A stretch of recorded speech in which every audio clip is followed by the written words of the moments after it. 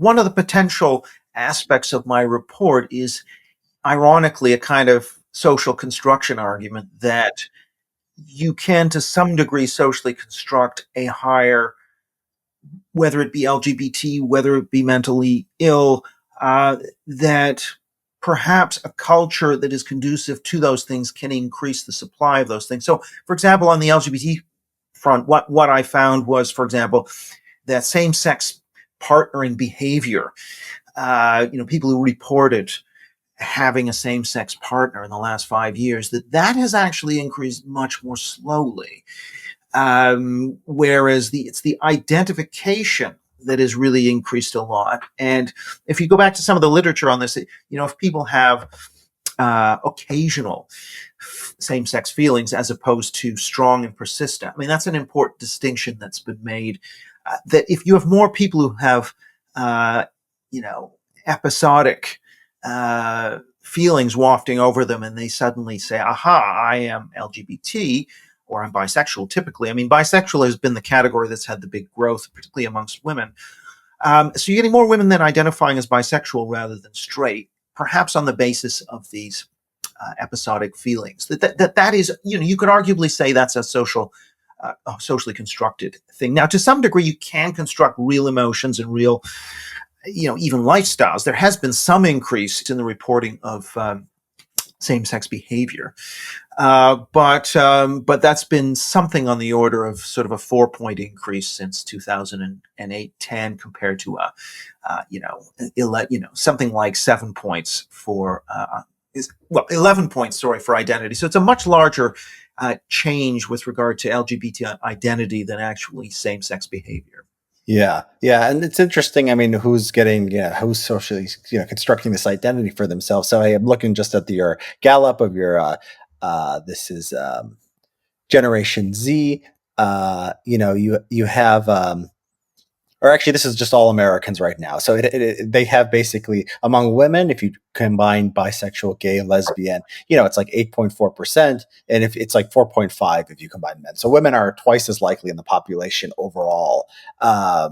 In this one Gallup survey, and it's consistent with most of them. And for the under 30 data, it's women who are more susceptible to identify, and maybe this is partly the nature. I mean, maybe women's. It seems like going back to the Kinsey scale, that women's sexual orientation is more sort of fluid and on a spectrum, or maybe it could be whatever all these other things that are going on, mental illness, liberalism, just appeal to women, and it's part of that. Yeah, I mean, there've been studies, I think, of sexual arousal which suggest that for men it's much more bimodal.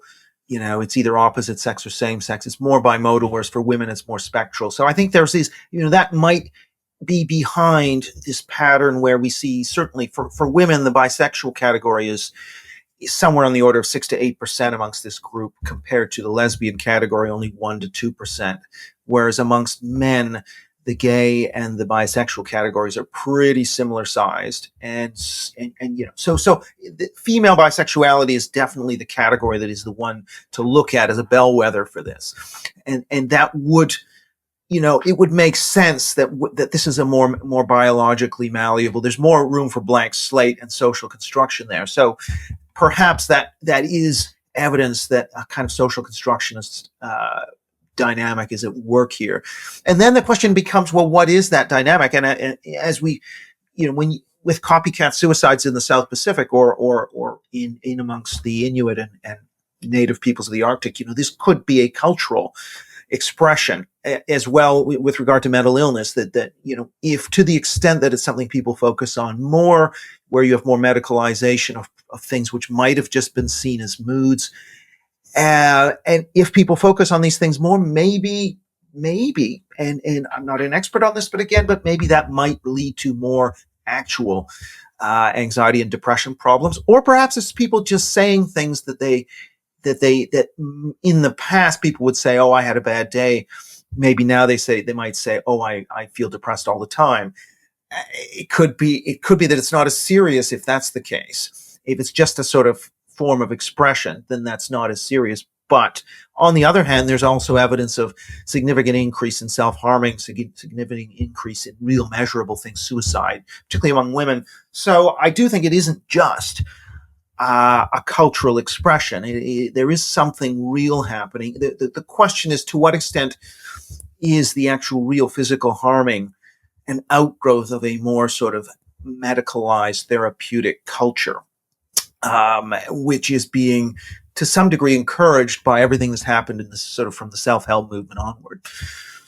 Yeah, I mean, the big picture is, I mean, you have the Great Awakening, and you have, because this is all going on concurrently with this, and it seems to be Derek Thompson wrote that Atlantic piece, which you cite in the report, and I responded on Twitter that there's a simple explanation here, which is the Great Awakening has been miserable, and basically it's the timeline works out, and then the people who are most affected by it are the ones who've sort of gone along most with the trend. Women, the gender gap in politics has grown. LGBT is correlated with liberal ideology. So there's a parsimonious explanation here. If that's the way we want to take it, although the causation is just so difficult to prove. It's difficult to prove because everything is correlated, but it's like, wow, these ideas took off, and then like a lot of things went together, and then it's like there's the case to be made that it is the ideas that ideas have consequences. That's not something that's hard or crazy to believe.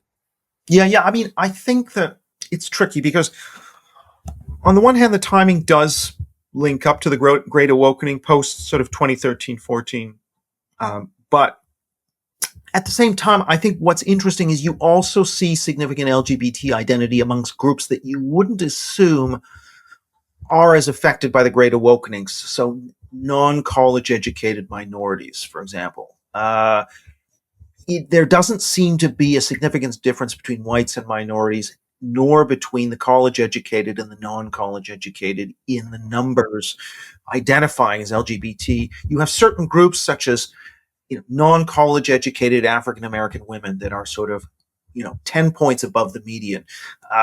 Even non-college educated African American men, even though they're below average, but the numbers are still approaching 15, 20%. So this is one of the reasons why I think what you can say is that in the FIRE data, which is US students, top 150 universities, you can definitely see that political factors are playing, I would argue, a bigger role, explicitly political factors. So being in favor of shouting down speakers who offend you, that is a very significant predictor of being LGBT. That, however, I think if we're to look at the non-college educated group, those kinds of explicitly political explanations don't take us as far. What I kind of would argue is that there's been a sort of outgrowth from sort of what I would call a transgressive modernist culture that emphasizes novelty and difference rather than sameness. So emphasizing that novelty and difference. And Daniel Bell, the New York intellectual, very much pioneered the study of cultural modernism, which is instead of reproducing tradition, you're anti-tradition, you want to shock, you want to be something new and different. That then spreads in the wider culture. And so it can then be something that's picked up even by, let's say, non-college educated African-American men, for example. And so it's slipped out of the campus type environment or the elite environment. So it's broader than the Great Awakening. And this is one of the reasons I think it's not easily linked explicitly to the Great Awakening.